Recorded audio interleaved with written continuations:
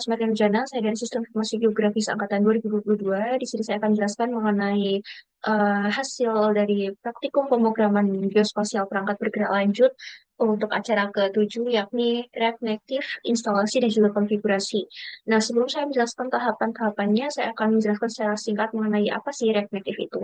Jadi, React Native itu merupakan framework dari JavaScript yang digunakan untuk pengembangan atau membuat aplikasi mobile lintas platform yang dapat digunakan di Android yang menggunakan satu kode dasar. Nah, kemudian bagaimana sih eh, instalasi dan juga konfigurasi dari React Native untuk pengembangan aplikasi mobile menggunakan Android Studio? Yang pertama itu kita perlu melakukan pengecekan konfigurasi sistem melalui command prompt, di mana kita dapat membuka command prompt itu sebagai administrator seperti yang sudah saya tampilkan di eh, video ini, di mana yang pertama kita perlu melakukan eh, pengecekan untuk Node.js yang kita gunakan atau yang sudah terinstall di perangkat masing-masing menggunakan command node spasi strip v. Nah, dari komen tersebut diketahui bahwa Node.js yang saya gunakan di laptop ini ialah Node.js dengan versi 20.18.0. Selanjutnya, untuk pengecekan npm, kita dapat menuliskan atau menambahkan komen berupa npm spasi strip v, di mana di sini npm yang terinstall itu versinya 10.8.2. Selanjutnya, kita dapat melakukan pengecekan untuk Java JDK menggunakan komen Java spasi strip strip version. Nah, di sini diketahui bahwa Java yang terinstall atau yang digunakan pada laptop saya ialah Java dengan versi 19.0.1 begitu. Nah, selanjutnya setelah kita melakukan pengecekan sistem melalui command prompt itu, kita dapat melakukan instalasi Chocolate. Nah, Chocolate itu apa sih? Jadi, Chocolate itu merupakan package manager ya yang digunakan di Windows yang berfungsi untuk menyederhanakan instalasi dan juga manajemen dari perangkat lunak termasuk dependensi yang dibutuhkan dalam pengembangan aplikasi mobile. Nah, dalam pengembangan aplikasi menggunakan React Native di Windows, Chocolate itu nantinya berfungsi untuk memudahkan proses instalasi dari tools-tools penting seperti Node.js, kemudian Java Development Kit atau JDK, dan juga Android SDK gitu. Jadi em, secara garis besar coklat itu nanti berfungsi supaya apa yang dibutuhkan oleh React Native itu berfungsi dengan baik di perangkat lunak Android Studio gitu. Nah, kemudian instalasi dari coklat ini juga bersifat opsional, jadi boleh diinstal, boleh juga tidak diinstal gitu. Nah, bagaimana sih proses instalasi dari coklat itu sendiri? Jadi, coklat itu dapat kita install melalui PowerShell yang kita jalankan sebagai administrator ya. Sebentar, saya share screen dulu dari PowerShell saya. Nah, ini merupakan PowerShell yang sudah dijalankan sebagai administrator untuk instalasi dari Chocolate sendiri. Nah, untuk instalasi Chocolate itu kita dapat membuka dokumenter ya, dokumentasi dari Chocolate di website Chocolate mengenai bagaimana sih proses instalasinya. Yang pertama itu kita perlu melakukan get execution policy, di mana di sini tuh informasinya itu masih restricted gitu ya. Jadi kita perlu menambahkan set execution policy assign itu supaya nantinya itu informasinya berubah tidak menjadi resisted gitu. Nah, setelah itu nantinya akan ada seperti ini apa namanya ada eh, pertanyaan antara yes, yes to all, no, bla bla bla. Nah, ini kita bisa pilih Y, kemudian nantinya kita dapat melakukan atau menambahkan komen baru berupa set execution policy ini ya untuk menjalankan prosesnya. Nah, kemudian nantinya sistem akan berjalan untuk melakukan instalasi dari Chocolate itu sendiri. Nah, setelah itu nantinya kita dapat setelah selesai ya, kita dapat menambahkan komen berupa Choco spasi strip tanda tanya gitu. Dan nanti akan running terus dan nantinya akan menghasilkan coklat yang sudah terinstall dengan versinya berapa. Nah, di sini coklat yang sudah terinstall itu dengan versi 2.3.0 begitu. Oke, setelah itu kita dapat menjalankan command prompt lagi sebagai administrator ya untuk melakukan konfigurasi dari coklat itu sendiri. Nah, konfigurasinya itu seperti apa? Nah, untuk konfigurasi dari coklat ini kita dapat melihat tahapannya itu melalui sebentar di sini tuh melalui ini dokumentasi dari React Native. Sebentar saya share screen dulu. Nah, ini adalah dokumentasi untuk oke, sorry. Ini. Jadi ini merupakan sintaks yang digunakan untuk konfigurasi dari em, instalasi coklatenya itu sendiri. Nah, ini kita dapat run di command prompt begitu.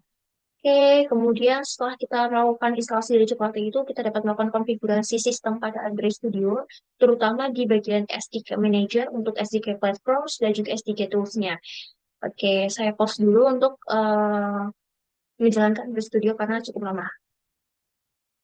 Oke, selain ini merupakan dari tampilan dari Android Studio ya. Ini versi Java atau Jiraf, nah itu pokoknya. Nah, untuk pengaturan dari SDK Manager-nya itu sendiri kita dapat memilih ini. Kalau di versi Jiref ini ya ada icon setting, kita klik kemudian kita pilih SDK Manager.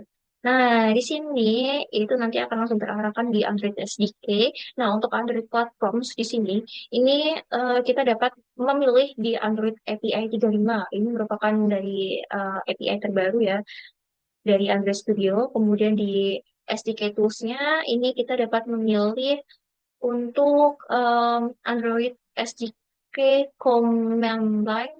Mana nih command line? SDK command line mana ya command line?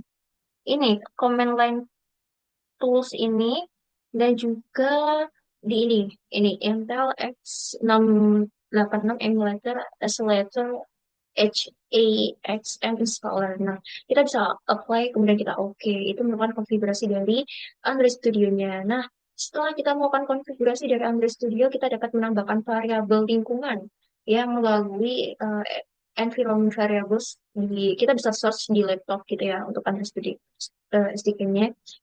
Ini saya search dulu ya, habis itu saya itu share. Bentar. Nah, ini merupakan environment variables untuk Android SDK. Di sini saya sudah membuat variabel lingkungannya bernama Android Home. Caranya gimana? Caranya kita bisa pilih new, kemudian kita berikan variabel name-nya berupa Android Home, kemudian untuk variable values-nya kita bisa browse dari directory kita, di mana menyimpan dari Android SDK. Nah, kalau di saya itu ada di directory C, users, HP, app data, local, Android, dan juga SDK. Begitu. Kemudian kita bisa oke. Nah, setelah kita melakukan konfigurasi tersebut, kita dapat membuat aplikasi React Native. Nah, gimana sih caranya? Caranya kita dapat membuat folder dulu ya. Kalau saya itu foldernya, berarti saya buat folder bernama React Native. Nah, seperti ini. Ini Awesome Project ini udah saya buat tadi ya. Kemudian kita jalankan command prompt dari folder React Native-nya. Cara gimana? Tinggal diklik di sebelah sini, kemudian kita tulis cmd. Nah, kita enter, kemudian dia akan langsung diarahkan command prompt dari folder itu. Gitu. Dan untuk melakukan instalasi, maksud saya untuk membuat project untuk React Native ya, berupa Awesome itu kita dapat menambahkan komen seperti ini. NPX React Native Community slash bla bla bla ini. Nah, ini kita dapat ketahui dari dokumentasi di React Native-nya. Gitu. Kemudian kita enter, kemudian nanti akan secara otomatis di folder React Native itu akan terbuat folder baru dari project kita yakni berupa Awesome Project gitu. Nah, setelah kita melakukan pembuatan dari projectnya, itu kita bisa menjalankan emulator melalui command prompt ya. Jadi menjalankan emulatornya itu tidak perlu melalui Android Studio, tapi melalui command prompt gitu. Gimana caranya? Caranya ialah em, kita perlu apa ke folder dari Awesome Project. Sebentar saya screen dulu supaya lebih jelas. Jadi ke folder Awesome Project ini kita klik, kemudian kita di sini pilih CMD gitu ya. Nantinya akan langsung muncul ke command prompt-nya. Nah, setelah itu kita dapat menjalankan emulatornya dengan perintah apa? Perintahnya seperti ini. npx React Native Run Android. Kemudian nanti akan secara otomatis menjalankan emulatornya seperti ini.